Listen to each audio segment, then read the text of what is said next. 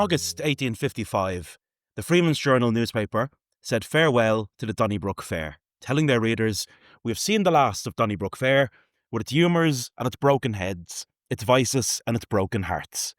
This annual event, stretching back for centuries, had long been associated with drinking and debauchery, and had achieved international recognition and condemnation. Donnybrook Fair, one American newspaper lamented, was once the glory and shame of Ireland's capital. It was, one writer said, looking back on the 19th century, a perfect prodigy of moral horrors, a concentration of disgrace upon not Ireland alone, but civilised Europe.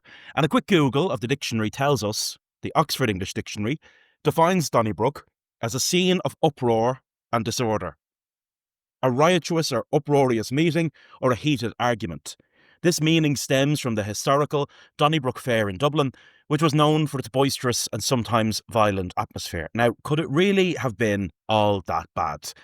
I found myself thinking about Donnybrook Fair recently on the bus, passing by the very impressive church at Donnybrook, remembering that someone had told me many years ago, when a student at UCD and late to class as usual on the bus out, that the church had been opened on a very specific date.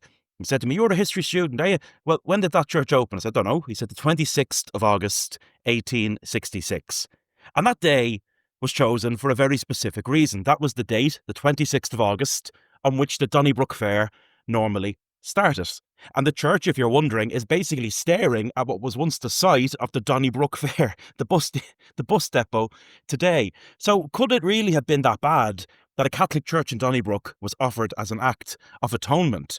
I'm always amazed by the randomness of where the memory of the Donnybrook Fair pops up. You know, reading the recollections of Frank Robbins, a veteran of the 1916 Rising, who was subsequently in the United States of America as the War of Independence took hold.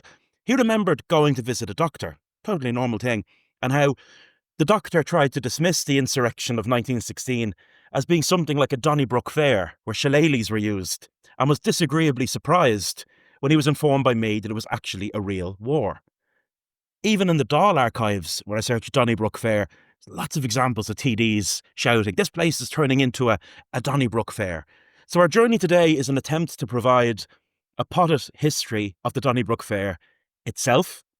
We'll come to its demise, and I think we'll find that its demise was connected to broader social factors in 19th century Dublin. Not just the rise of the temperance movement, although that was definitely bad news for the Donnybrook Fair. There were cultural shifts and economic shifts as well. The Donnybrook Fair has long been a subject of fascination to social historians of Dublin. Seamus O'Matthew, great guy, has done really brilliant work in our own time, and we'll hear plenty from it. But going back through the ages, it was a subject writers constantly would come back to. If you read the journal of the old Dublin Society, you can nearly set your watch to an article on the Donnybrook Fair appearing every 4 or 5 years. Articles with great titles, maybe my favourite being, "The Donnybrook Fair, was it really that bad?" And there's only one way to find out. One 1820s visitor to Dublin was disgusted by the sight of all the rabble of Dublin, thieves and abandoned women. But others, as we'll hear, not long after that, actually found it to be a pretty boring spectacle, and some people who came to Dublin looking for madness didn't find it. Busy days here. I'm delighted to say the Dublin Festival of History programme is all together. We're looking forward to sharing that with you soon. As I mentioned last week, I'm pretty sure it's the largest free history festival in the world. It's always a lot of work putting it together, but it's in the spirit and the ethos of Dublin that all those events will be free, and I can't wait to share them with you. If you hear the sound of something breaking in the background, that might be Bloom, the new cat, who is all of 8 weeks of age. And last month, the parents' dog, Molly, departed the world after almost 19 wonderful years. And I have to say, that was a bit of a hammer blow. But having a kitten running around is completely joyous. So we've gone from Molly to Bloom. No better month than June to welcome something called Bloom into the world. And every day is the Donnybrook Fair when you're 8 weeks old.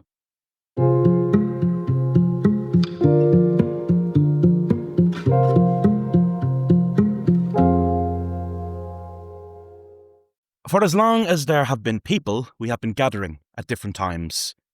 And I think maybe the best way to understand the Donnybrook Fair at the very outset is to look beyond this city or even Ireland. As Seamus O'Matthew, the foremost authority of the Donnybrook Fair, reminds us, carnivals throughout European society had a long history. They represented time set apart from people's ordinary lives when the normal rules of behaviour and constraints did not apply. And from the Feast of Fools in France to May Day and St. John's Eve in England, carnivals were a part of the calendar in many different societies. They were often tied to saints' days. And while carnivals and fairs were often about merriment for those who attended, there are also economic concerns. As Paul Rouse, who actually includes fairs in his history of sports in Ireland, because as we'll hear, sport could be a big dimension of all this. The balance between business and pleasure at fairs varied from place to place and from time to time. But of all the European fairs of its time, none really elicited the same level of annual commentary, condemnation and ridicule as the Donnybrook Fair. Now take this from the Dublin Penny Journal. Reader, have you ever seen Donnybrook Fair? That far-famed spot for drollery and drunkenness, for courting and cudgelling, for gambling and gymnastics, for frolicking and fighting, a scene altogether so diversified and various, so thoroughly characteristic of the lower orders of our countrymen, as to be witnessed on no spot on earth beside our own dear native Emerald Isle. That account does not sound too dissimilar from the great Ballad Sheet Tribute, another 19th century comment on the Donnybrook Fair, best sang by the brilliant Frank Harte, who was actually 20 years gone from us this very month. And in this well-known song, The Humours of Donnybrook Fair, we get a sense of the sheer diversity of the characters. I love that word, character, in Dublin. It can mean something very positive or very negative, including the humble pickpocket. There are tinkers and nailers and beggars and tailors and singers of ballads and girls of the civ, with Barrack Street rangers, the known one and strangers, and many that no one can tell how they live. There are horsemen and walkers and likewise fruit hawkers and swindlers, the devil himself that would dare. There are pipers and fiddlers and dandies and diddlers, all joining the humours of Donnybrook Fair. There are dogs a-dancing and wild beasts a-prancing, with neat bits of painting red, yellow and gold. Toss players and scramblers and showmen and gamblers, pickpockets in plenty both of young and old. There are brewers and bakers and jolly shoemakers, with butchers and porters and men that cut hair. There are mountebanks grinning while others are sinning to keep up the humours of Donnybrook Fair. The roots of the Donnybrook Fair stretch surprisingly far back to the city, the town we might say, of the Anglo-Normans, founded by a royal charter of King John in 1204, the same year as Dublin Castle itself. And indeed you'll find both of them mentioned in John's correspondence to Fitzhenry. You have informed us that you have not a place where our treasure can be deposited with you. And because as well, for this, as for other necessary purposes, we should have a fortress at Dublin. We direct you that you cause a castle to be built there in such a place as shall deem to you most suitable for the government of the city, and if necessary for its defence, as strongly as you can, with good ditches and strong walls. So that's Dublin Castle. Later on, in the same correspondence, we will also that there be a fair at Donnybrook annually to continue for 8 days on the feast of the Invention of the Holy Cross. Another at St. John the Baptist's Bridge, likewise for 8 days, allowing then the like tollage and tolls. Another at Waterford on the feast of St. Peter in Chains. Another at Limerick on the feast of St. Martin for 8 days. So the landscape of Dublin and Ireland was going to be dotted with fairs established by royal charter. Chartered fairs, a market established by a royal charter, were very much a phenomenon of the early Norman period. And these fairs were a way for merchants, I think both local and travelling, to sell to large audiences, and local churches or noble families could profit from hosting these events. There were absolutely lots of them. One history of chartered fairs notes that more than 2,000 charters were issued by monarchs between 1200 and the 1270s for the establishment of these fairs. At first, the fair was to commence from the 3rd of May, with its tolls granted to Dublin's Archbishop, and in time it was extended to a remarkable 15 days, opening on July 7th. Just absolutely extraordinary. 15 days. You know, if you're sitting there with a Glastonbury hangover, imagine 15 days of it. But in time, it landed on August 26th, with which the event would become completely synonymous. Donnybrook Fair was not from the get-go associated with riotous behaviour or trouble. And Lawrence O'Dea, who wrote a history of it in the 1950s, recounted that for centuries this fair at Donnybrook was the most important livestock and produce market in the country and had a long and respectable history. It ranked with the great fairs of Europe as a trading centre.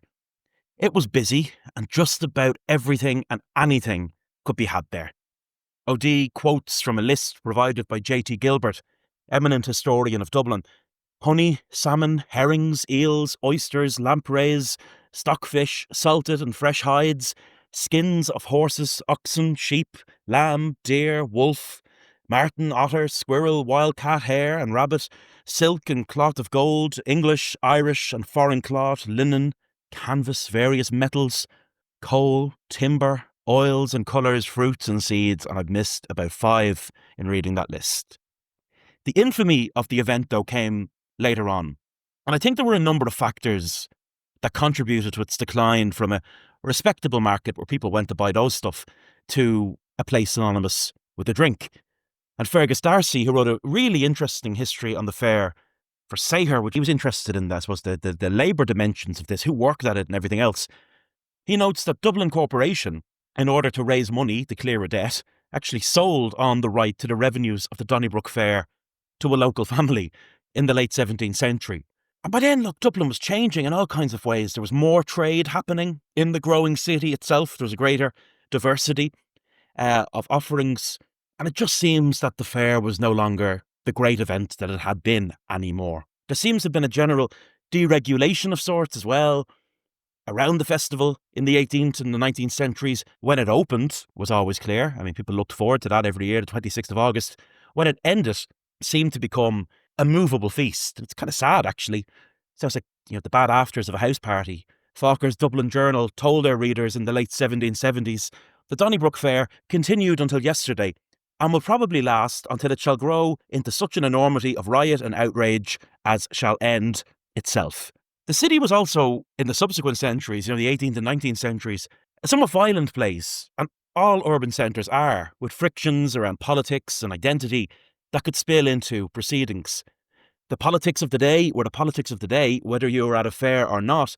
But I think a fair in the late 17th, the 18th, the 19th centuries was a pretty volatile environment in a country like Ireland.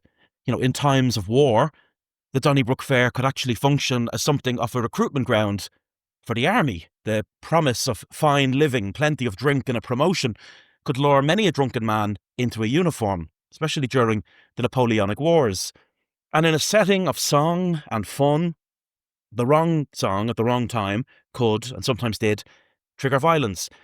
And some violence, I know this sounds really odd to say this now, but some of it was recreational. And if anything, Donnybrook Fair, there's probably less of the faction fighting that was present at other Irish fairs in Donnybrook. Faction fighting was highly organised, pitched battles between rival groups.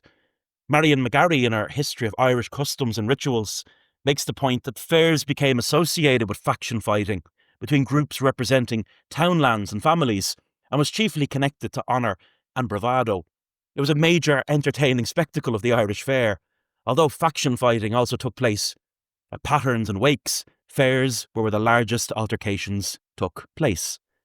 That's fascinating stuff, but it's a largely rural story. And the National Museum of Ireland, actually, believe it or not, in the collections of the National Museum, they have weapons from the days of faction fighting. And the National Museum write that the tradition of fighting was enthusiastically installed in the next generation so that rivalries festered and grew. The phenomenon was most prevalent in the province of Munster, and more especially in County Tipperary, and always remained a rural practice. The illegal and uncontrollable nature of the mass brawls, they write, meant all kinds of weapons were used. The rural landscape provided an ample supply of stones for throwing. Women carried stones in their aprons for the men to hurl. Guns of all descriptions were also used when available. Loaded butts and wattles were simple sticks weighted at one end to cause maximum injury. 18th century accounts of the Donnybrook Fair are plentiful. And fighting isn't always in them. Some of Dublin's great memoirists, like the parliamentarian, the man about town, the socialite, Jonah Barrington, who wrote some of the most brilliant, colourful and funny memoirs of Dublin in the past. He writes about going to the Donnybrook Fair. Having twice run a narrow risk of losing my life at Donnybrook, he said, I'm entitled to reminder of its localities at least as well as any gentleman who was never in danger of ending his days there.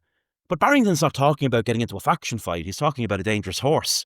And he describes the quickly thrown together tents and their coverings, the tastes and the smells of the fair.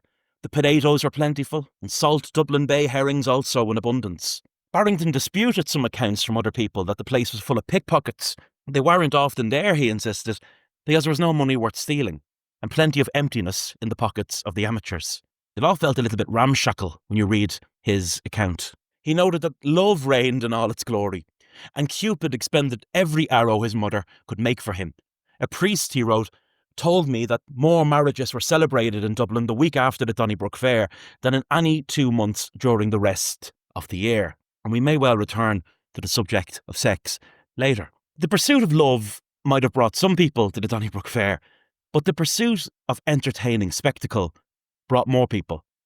You had contortionists, actors, singers, all kinds of mad guests showing up in tents. The Irish giant, described as being 10 feet in height, vying for the attention of the public. And Patrick Logan, in A History of Irish Fairs, he describes giants, dwarfs, tightrope walkers, contortionists, jugglers, ventriloquists, etc. were all there, presumably coming over from England and making it more like a modern circus. But sometimes the attractions were the famous and the local, like the celebrated prizefighter Dan Donnelly.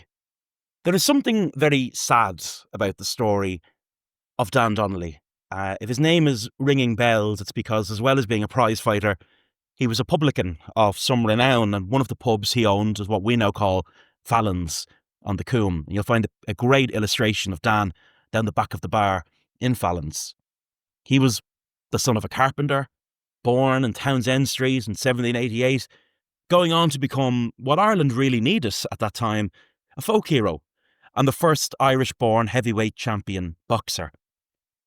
And in the true spirit of those kind of heroes, this is often the way, stories about his exploits are iconic, and they're also deeply inconsistent. You know, when Paul Rouse was tasked with writing Dan's entry in the Dictionary of Irish Biography, that would be a very tough brief to get, by the way. Paul made the point that his life is one in which reality and mythology are not easily separated. Dan is synonymous with some of the great sporting victories of Ireland's past, and like all good Irish sporting heroics, you know, be it Ray Houghton or be it Arkle the horse, victory over the neighbour is always particularly sweet. On the Curragh of Kildare, his victory over the English boxer Tom Hall in September 1814 was witnessed by an extraordinary crowd. I mean, in a time before modern day transportation, an absolutely extraordinary number of people went to watch Dan Donnelly fight. And the spot of that victory and others now marked by a memorial known as Donnelly's Hollow. But when Dan Donnelly appeared at the Donnybrook Fair in 1819, in some ways it typified his fall from grace. You know, he was in a boxing boot. He put on sparring matches for large audiences in a tent who were absolutely disheartened, quite angry to the point of near riot, not to see him competing. And this was a really sad environment for a figure like Dan Donnelly, who unfortunately, you know, rarely put the cork back into a celebratory bottle. Within a year, he was dead, dying on the premises of one of his own pubs. So sometimes it was characters like Dan Donnelly, characters who had fallen from grace a little bit and were in search of a payday, that you'd find at the fair. And Donnelly's problem was drink. In 19th century accounts of the fair, drink, as we hear in this verse from Frank Harte, was inseparable from the image of the fair. Brisk lads and young lasses can there fill their glasses with whiskey and send a full bumper around. Dance it off in a tent till their money's all spent, and spin like a top till they rest on the ground. Oh, Donnybrook capers, the sweet catgut vapours, they bother the vapours and drive away care. And what is more glorious, there's not so uproarious. Hurrah for the humours of Donnybrook Fair. The 19th century was to be a really transformative time culturally and socially for Ireland for all kinds of reasons. Last edition of the podcast, we looked had a new book on the history of beer in Ireland, and we talked about the temperance movement and how even the great Frederick Douglass, the American abolitionist, took the pledge from Father Theobald Mathew while in Ireland. The temperance movement was really to make its impact on the Donnybrook Fair. But before we get there, in the immediate period before that, the fair does sound quite bad. Touring Ireland in the late 1820s, a visiting nobleman, a prince, paints an especially grim picture. I rode out again today, says the prince, for the first time to see the fair at Donnybrook, which is a kind of popular festival. Nothing, indeed, could be more national. The poverty, the dirt, and the wild tumult were as great as the glee and the merriment with which the cheapest pleasures were enjoyed. I saw things, eaten and drunk with delight, which forced me to turn my head quickly away to remain master of my disgust. Heat and dust, crowd and stench made it impossible to stay longer, but those do not annoy the natives. There were many hundreds of tents, all ragged like the people, and adorned with rags instead of flags. Many contented themselves with a cross or a harp. One had hoisted a dead and half-putrid cat as a sign. What a miserable day out that sounds like. And if there's disgust in that account, and there is plenty of disgust in that account, it should be said there was also increasingly disgust in the Irish press reports about the fair.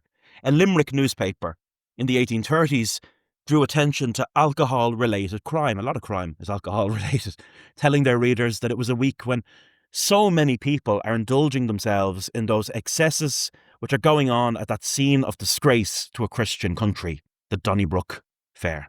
One of the most colourful surviving accounts of the fair is that of Frank Porter, 20-year recollections of an Irish police magistrate.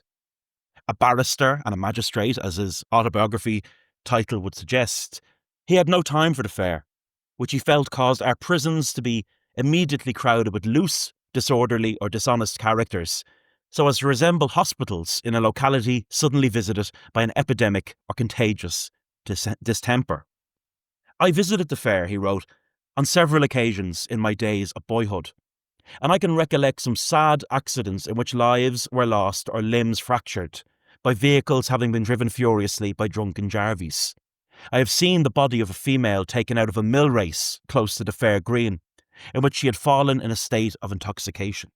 I witnessed a very furious encounter on a bridge between coal porters and some other class of combatants, in which a man was thrown over the battlement and killed by the fall. Increasingly, the scene was being set for a showdown with the authorities. People like Frank Porter, in places of power, had enough of this. And in Donnybrook Fair, was it really so bad? What a title again. The writer tells us how, in 1837, the fair began and ended on the one day, Saturday, August 26th. In the evening, 100 police assembled on the green, and at 8 o'clock, the Lord Mayor, the High Sheriff, the Town Major, and mounted police arrived with a troop of hussars. Within 3 hours, not a tent remained to show that the fair had ever begun, all being remorselessly pulled down. And the reason, if you're wondering, that they shut it down that year in one day, was so the fair would not proceed into Sunday, the Sabbath day. That was a concession that was made by the authorities to those in the various churches who wanted to bring about the demise of the Donnybrook Fair completely. We won't let it happen on a Sunday. But it would be the 1850s. This is an Ireland immediately post-Great Hunger that brought the perfect storm that ultimately closed down the Donnybrook Fair. At first, some people hoped that the arrival of the temperance movement could just reform the fair, and that if people were drinking less, the fair could surely go on. Before the beginning of the temperance movement, one contemporary wrote hopefully, every 6 or 7 person you met at the Donnybrook Fair was more or less under the inspiration of whiskey, and fights were as plentiful as blackberries. The change that has been produced is as wonderful as it is gratifying. He who was present at Donnybrook 7 years ago and attended it in August last could scarcely believe the evidence of his eyes at the greatness of the moral reformation which has been effected. Similarly, one visiting writer who went at the time the temperance movement was taking hold in Ireland actually found it pretty boring when everyone was sober. Hearing that the famous Donnybrook Fair was under full headway a few miles from the city, we drove out one pleasant afternoon to see the Irish character in some new varieties. There was everywhere evident an awkward effort at enjoyment and amusement un-Irish and lamentable in the extreme. You heard little laughter or singing, and both the fiddling and dancing were mechanical and spiritless. There were half a dozen theatres and every variety of show, and for an hour before the performances commenced, managers, actors, clowns, Ethiopian minstrels paraded in front of their booths, shouting and bidding for customers with furious ringing of bells and mad beating of drums. But that visitor clearly found Donnybrook sober to be Donnybrook dull. So what ultimately shut this thing down? Fergus Darcy writes that in 1853 a new Catholic curate, the Reverend Patrick J. Nolan, came into the combined parish of Donnybrook, an Irish town, and he describes him as a reforming priest of great zeal. He initiated the new attempt to end the fair. And in pursuit of this goal, Nolan assembled an extraordinary array of voices in the city, from the support of the Lord Mayor to just a whole variety of social reformers, the great and the good. There was James Haughton, the great anti-slavery activist in Dublin, the founder of the Hibernian Anti-Slavery Association. He'd been so important in bringing Frederick Douglass to Ireland. A teetotaler, a vegetarian. One enemy would describe him as the vegetable Haughton, and he was described as one of the anti-everythingarians. But as his brilliant entry in the Dictionary of Irish Biography notes, he knew people needed something in their lives. Aware that working people needed social alternatives to public houses, he encouraged the creation of the People's Gardens in the Phoenix Park and successfully campaigned for the opening on Sundays of the Zoological Gardens at a penny charge and for free admission to the Botanic Gardens in Glasnevin. We're still living with some of the great benefits of the city James Haughton fought for. It's not surprising Haughton was against the Donnybrook Fair. There was John Spratt, better known as the priest responsible for some of the remains of St. Valentine finding their way into a Dublin place of worship. Spratt was a committed temperance campaigner and a social reformer. And I think there were all kinds of reasons that social reformers wanted this fair shut down. Some people were concerned with drunkenness, some people were concerned with violence, some people were concerned with prostitution, and there was plenty of that happening on the perimeter of the fair. And together these men and more were instrumental in the campaign to shut the fair down once and for all, issuing a circular that noted, "The annals of social and commercial life in this metropolis afford sad and abundant records of the ruin and degradation which, dating their commencement with a visit to the fair, have befallen many who once enjoyed a character for industry and morality." The fact that large sums of money are annually drawn from the savings banks to be squandered at the fair, that every anniversary is followed by a fearful increase of disease, as attested by the hospital and dispensary records, and that the amount of crime, as shown by police reports, is fearfully augmented, afford conclusive evidence as to the vast amount of social mischief generated on these occasions.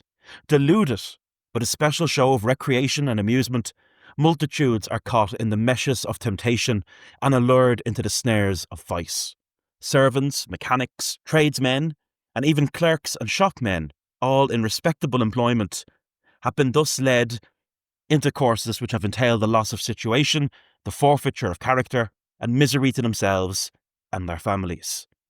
To the young of both sexes, it has been the source of evil, whilst to young females especially, it has proved an easy descent into the depths of infamy and shame.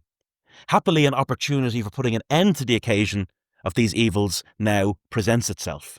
The proprietors of the patent under which the fair is held are willing to surrender their claims for £3,000, a sum which, if considered in relation to their vested interests, is fair and reasonable. If compared with the amount of good to be accomplished, it's trifling and insignificant. Everything has its price, and the price to shut down the Donnybrook Fair, £3,000, and the rest, to these social reformers, seemed a price worth paying. Money flowed into the campaign to close the fair.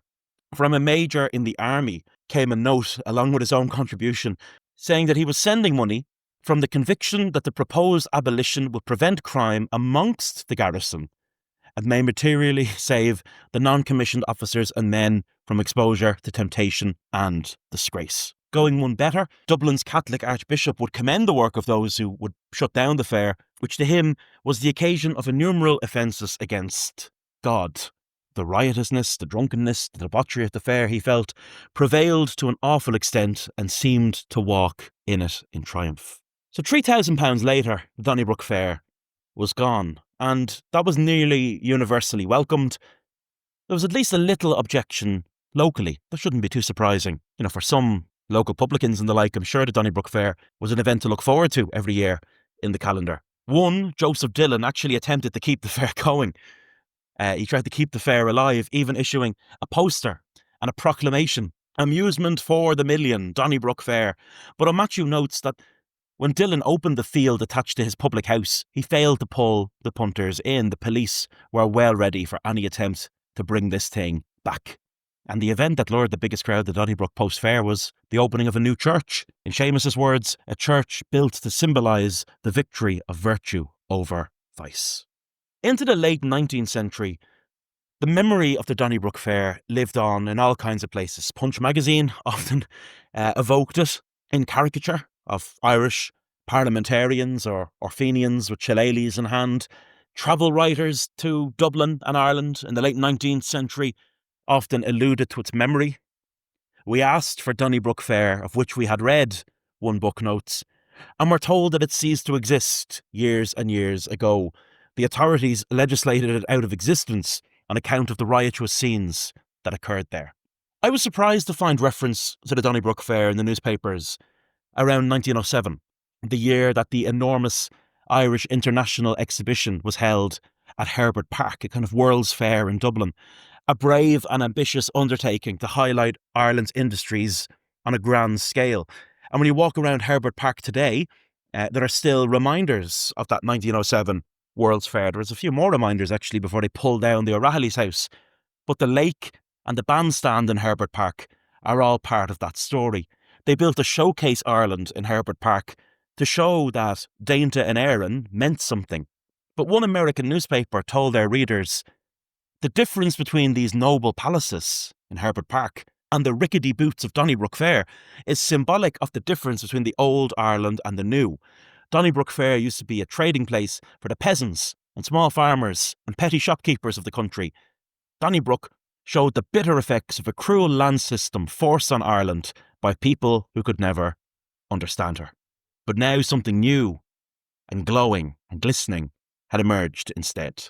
Drunkenness and rioting, of course, English fairs and markets in the 18th and 19th century had plenty of that as well. But Donnybrook is the one that has persevered in popular memory. Paddy Irishman as a drunken stereotype, a savage. Yeah, as we got into, that's something that British publications were more than happy to indulge. What would the people who made their way out to Donnybrook every year make of the name living on, bestowed on a grocery today, is anyone's bet.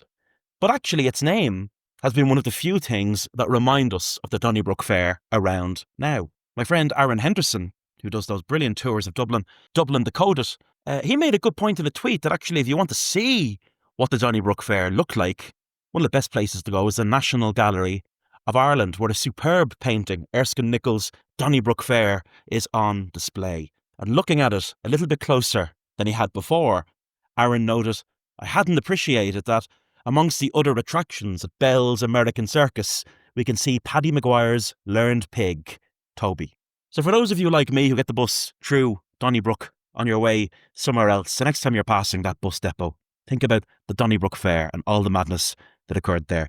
Thank you so much for tuning in to this edition of the Three Castles Burning podcast. I hope you enjoyed that. Go back and dig. I think you'll really, if you enjoyed the Donnybrook Fair, you'll really enjoy that last edition on the history of Irish beer, which is very much connected, I suppose, in some ways to the kind of story we've been telling today. I'll be back soon. Until then, slán go fóill.